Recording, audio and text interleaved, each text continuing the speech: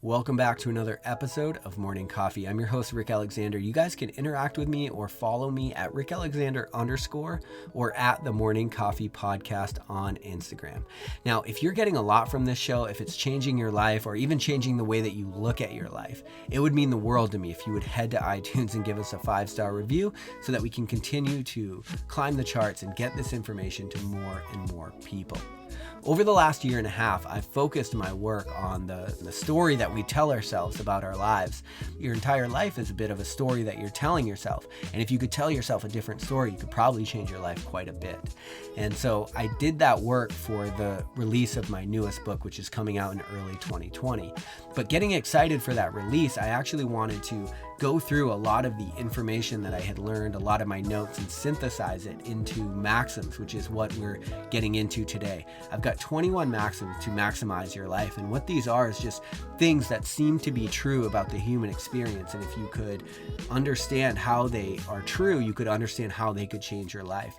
And so if you go to rickalexander.com, what you're going to find is if you click on articles, the maxim of the day is going to be posted, whatever the last maxim was, and it's also going to have journal entries and thought experiments in there so that you can figure out how to apply these things to your own lives. And so a bit of an interactive experience. So throughout the next year, through my speaking, through my book release, and through these maxims, I'm excited to see how this information can really change the world and change your world if you give it an opportunity to.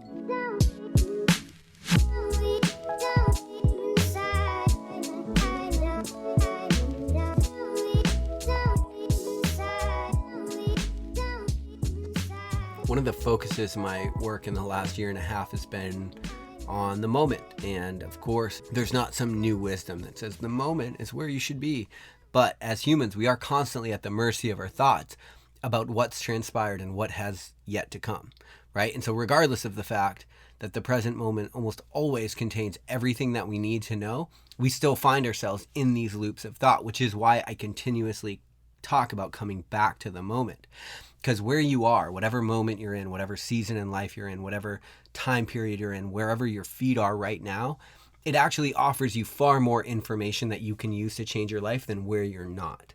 Yet, when we're dealing with things that we can't make sense of or things that we are afraid of in some way, we're scavenging the past and the future for information. Now, the past, of course, that's got information. And so if we look back to one of the earliest maxims that we talked about was the fact that the past does have information and it can be useful to you if you can distance yourself from it, if you can take the emotion out of the equation, because information without objectivity is really can't be trusted. You can't tell if it's accurate.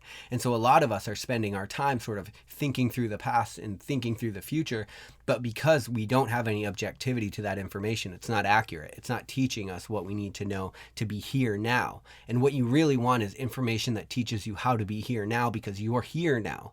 And fundamentally, you're always here now. And so that's why it's so important that you scan the present moment for the information that you need, because oftentimes where we are tells us exactly what we need to know. I always find it striking that we have this immense opportunity to improve the quality of our lives, and that all we have to do is be right where we are and be the absolute best at that thing. And if you think that's not true, then live your life being the absolute best at where you are at. And I mean it, like as an experiment. Consider consciously giving everything you have to where you are and see how that works out for you.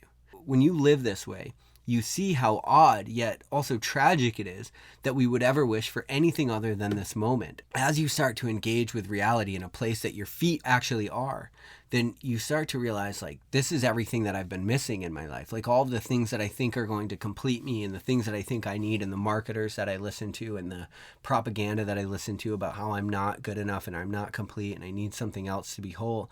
Like as you listen to all that stuff, what's interesting is if you ever return to the moment and you just become the absolute best at being in this moment that you possibly can be, and you maximize it, you guard yourself against negative thoughts, like you do really all that you can right now, what you realize is all of those things in the future are unnecessary. Like you don't need them. You don't need something to put your hope in, because what you have right now is actually enough.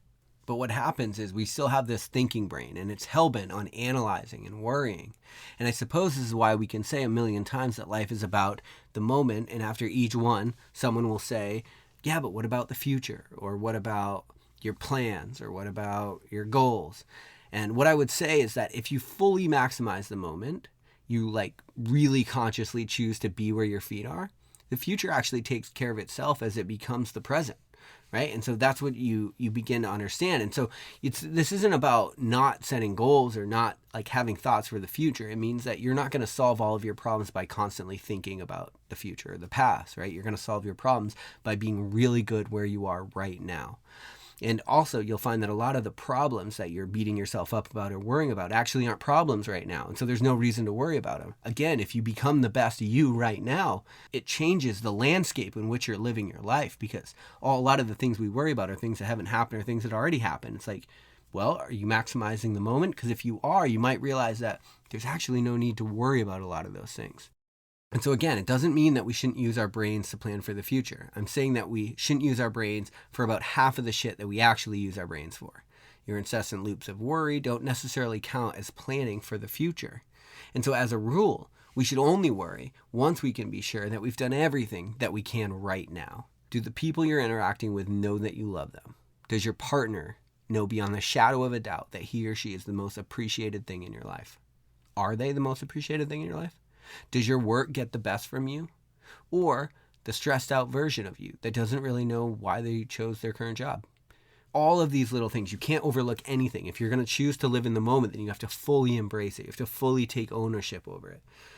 What you find when you begin to live more presently is that living in a way that you don't want to is damn near unbearable when you're present to every single moment. Right? And so what happens is if you reclaim all of yourself for right now and you really focus on being the absolute best version of yourself in this moment, whatever this moment is for you, then what you find is that some people, they just don't deserve the best version of you. And that's technically true, right? Like, it's like this person is, no matter what I present them with, they're going to tear me down. They're going to not see the light. They're going to look for reasons why these things won't succeed or will fail or whatever it is, right? Like, what you find is that, like, if you really bring yourself into the moment and you allow yourself to sink into the point that your feet are in, well, then you have a very big vested interest in where your feet are and who's around you. And so then you have to begin to clean up your world a little bit. You have to have a little bit of more of a standard for the people that get to be part of your world, you know, because you're left to either enjoy it by taking ownership over it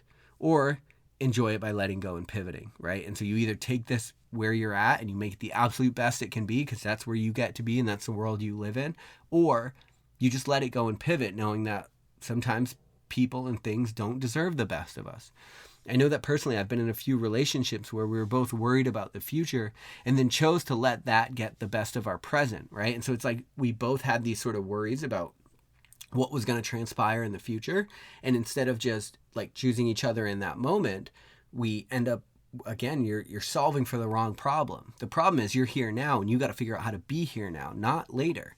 You can plan for the future. I'm not telling you not to, but what I'm saying is most of the things that you consider planning for the future are just incessant worry that aren't actually going to help you in any way. The question to ask yourself is, are you actually doing all that you can right now? Okay, because if things are wrong, instead of spiraling into loops of worry and metacognition, start doing what you can now. It's far more useful to clean out your cabinets in this moment than to worry about whether or not you'll be able to stick to your diet later. Maximizing the moment always maximizes your life. That's been my experience. I love you guys. Hope you have an amazing day. We'll talk later.